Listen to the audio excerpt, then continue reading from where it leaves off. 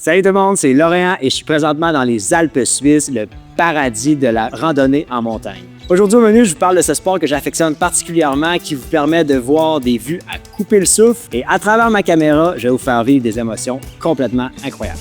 Pour la suite, j'ai décidé d'y aller léger avec la Sony A7 III et un seul objectif, la 24-105 f4, un objectif ultra polyvalent qui va me permettre autant de capter des paysages que des détails spécifiques.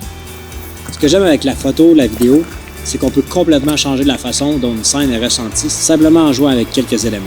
Quand je suis en montagne, en mode création, la première chose que je pense, c'est la composition. J'essaie de trouver une ligne directrice qui va naturellement apporter les yeux au sujet ou encore de placer des éléments en avant-plan pour ajouter de la profondeur et donner l'impression d'être dans l'action. La composition, ça peut aussi juste être de placer ton sujet dans un cadrage unique. Une autre technique que j'utilise souvent pour donner plus de vie à mes images, c'est le flou de mouvement. Au lieu de chercher à tout figer parfaitement, je vais volontairement ralentir ma vitesse d'obturation. Normalement, un look naturel en vidéo, c'est entre 24 et 30 images par seconde avec une vitesse d'obturation autour de 1 sur 50 et 1 sur 60. Si on veut donner plus de vie à nos images, c'est là que ralentir la vitesse d'obturation est importante parce qu'en ralentissant ma vitesse autour de 1 sur 10, 1 sur 30, ça permet de créer un flou de mouvement puis mieux percevoir la vitesse et l'énergie du moment. C'est une technique simple, mais qui ajoute, selon moi, beaucoup de vie à des images. Puis ça, c'est une technique qui se fait autant de jour que de nuit, et autant en photo qu'en vidéo.